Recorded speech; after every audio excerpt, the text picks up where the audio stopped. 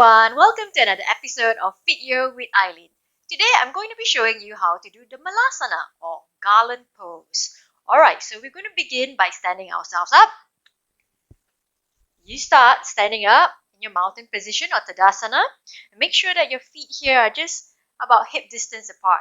And from here, extend your arms out in front of you and hinging at the hips, bending the knees, sitting the hips back, lowering yourself down into a deep squat position. Now, when you have reached here, just open your feet slightly, making sure that your knees are wider than your torso. So just walk them apart a little bit and bringing your palms together in prayer position in front of your chest, making sure that your elbows are just pressing out on the insides of your knees.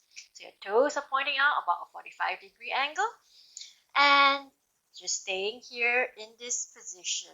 Now, important things to note, make sure that your weight is evenly distributed along the soles of your feet so you're not coming up onto your tippy toes or you're not falling backwards into your heels.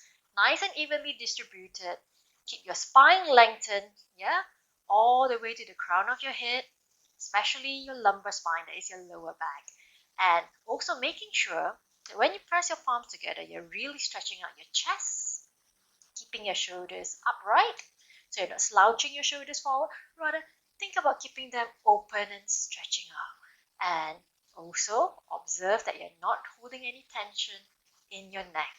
So keep it nice and relaxed. Maybe with a gentle smile on your face and just holding the pose here. This pose is really good because it brings a lot of blood circulation to your pelvis region and really stretches out the hips, the glutes, as well as the inner thighs. Really give you a good stretch. And making sure here as well that your core is engaged. That will help to keep you nice and upright without slouching forward. Keep the torso nice and straight. Remember, gentle smile, hold the pose, enjoy the pose for maybe 30 seconds to a minute. Now, I'm going to show you a variation. If you have really tight hips, tight groin, you may not be able to come down into such a deep squat position. So what you can do is, I'm going to exit the pose here.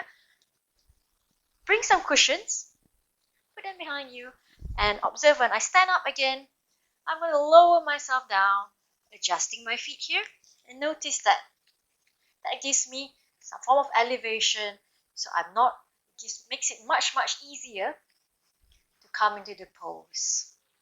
And just focusing on the stretch in the inner thighs, glutes, and lengthening through that lumbar region. Hope that helps. Try it with the props, without, see which one works better for you, which one makes it more comfortable. Remember, it's your own personal journey. Now, when you want to exit the pose, bring the cushions away. If you have, bring yourself to a seated position. And that's it for today, folks. So, hope to see you again next time on Video with Eileen. If you like this video, give it a thumbs up and subscribe to my channel. See you again then. Happy practicing, champs. Bye!